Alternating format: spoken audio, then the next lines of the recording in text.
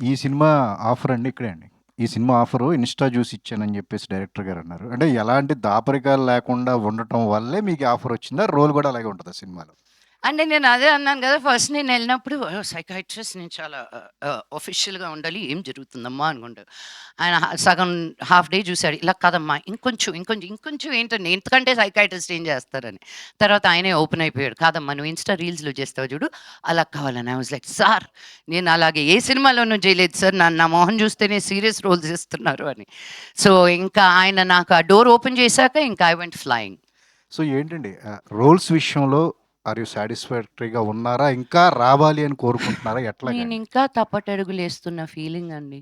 Okay. ఏదో సంవత్సరానికి ఆరా cinema చేస్తూ ముసలిదాన్ని అయిపోతున్నాను. ఇంకా చాలా సినిమాలు రావాలని కోరుకుంటున్నానండి. మీ తెలుగోళ్ళందరికి చెప్తున్నాను నేను.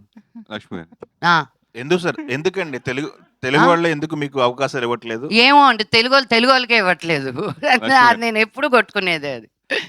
ఈ సినిమాని పర్టిక్యులర్‌గా ముంబైలో 2 లాంగ్వేజ్‌లో డబ్బింగ్ చెప్పడానికి కారణం ఏంటి? అక్కడ డబ్బింగ్ చెప్పడానికి కారణం ఏంటి? అంటే ప్రొడక్షన్‌కి అదే చీప్‌గా అనిపించిందుంటుంది. ఒక ఫ్లైట్ టికెట్ తోటి అయిపోయేది.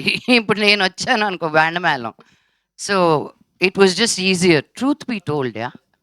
ఆ! మీరు అంటే ప్రొడ్యూసర్ నేనే అడిగాను. ఒక్క రైటర్ ఇక్కడికొస్తే అయిపోద్ది గదా! ఇప్పుడు నేనొచ్చి అండ్ ఎస్పెషల్లీ నేను ఇష్టపడను రావడానికి పాపను వదిలేసి. లాస్ట్ మినిట్ అక్కడికొచ్చి జరిగే పనులన్నీ అక్కడికే పిలిపించుకుంటున్నాను అందరిని. అంటే జనరల్‌గా ఇప్పుడు బొంబాయి ఎళ్లి ఇదివరకు ఇక్కడ తెలుగు అమ్మాయిలు కూడా అక్కడికెళ్ళి హీరోయిన్‌లుగా అవ్వాలని కోరుకుంటారు. ఇప్పుడు అక్కడి నుంచి ఇక్కడికొచ్చి హీరోయిన్‌లుగా అవ్వాలని కోరుకుంటున్నారు. ఆ డిఫరెన్స్ గురించి మీరేం చెప్తారు? నేనదే అన్నాను గదా! ఒక లాంగ్వేజ్ అనేది ఉండకూడదని. ఇప్పుడు సాయి పల్లవి హిందీలో చేస్తుంది. మలయాళం అమ్మాయి. సమాంత తమిళ్ అమ్మాయి. హిందీలో ఉంది. So, it's just representation. మంచి యాక్టర్స్ ఉన్నప్పుడు ఇప్పుడు రవీనా టండన్ కూతురు, డాడీ కూతురుగా చేస్తుంది.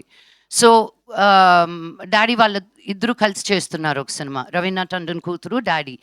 So, it is beautiful to see cross cultures. ఇలా ఇంకా జరగాలి.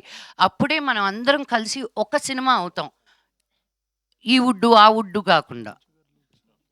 గణేష్ గారు. కాదండి. మీరు యాక్చువల్‌గా మీరు ప్రొడ్యూసర్ గదా! ప్రొడ్యూసర్ గారికి ఏం అవకాశాలు ఇస్తాలేమని ఇవ్వట్లేదేమోనండి. అయిపోయిందండి నా ప్రొడ్యూసింగ్ డేస్. ఏమో ఓన్లీ ప్రొడ్యూసర్ యాక్టర్ నౌ. ఆవిడ ఓన్లీ దగ్గర యాక్టర్. ఆవిడ దగ్గర నుంచి ఇప్పుడు నాకేమైనా స్క్రిప్ట్ పంపిస్తుంటే ప్రొడ్యూసర్ ఎవరని అడుగుతున్నా. కథ ఎలా ఉందని అడగట్లా. ప్రొడ్యూసర్ ఉన్నాడా? అంటే మీరు ఒకసారి వింటే బావుంటుంది. నేను వినను. ప్రొడ్యూసర్‌తో పాటు రండి. కాదు ఇన్నాళ్ళు చెక్‌లు తీసుకున్న ఆవిడ దగ్గరికి చెక్‌లేమి ఇస్తాంలని అయ్యో! అలా ఇవ్వట్లేదేమో. కాదు. అందుకే తమిళ్‌కెళ్ళి అక్కడైనా వస్తున్నాయి చెక్‌లని. కాదండి డబ్బులు పోగొట్టుకున్నారా సినిమాలతో? 100% అండి. అయ్యో! 5 ఏళ్ల క్రితం తీసిన సినిమా అప్పులు ఇంకా కట్టుకుంటున్నాను. అందుకే వేరే సినిమాలు తీసేది. కవర్ అవుద్దేమో అని.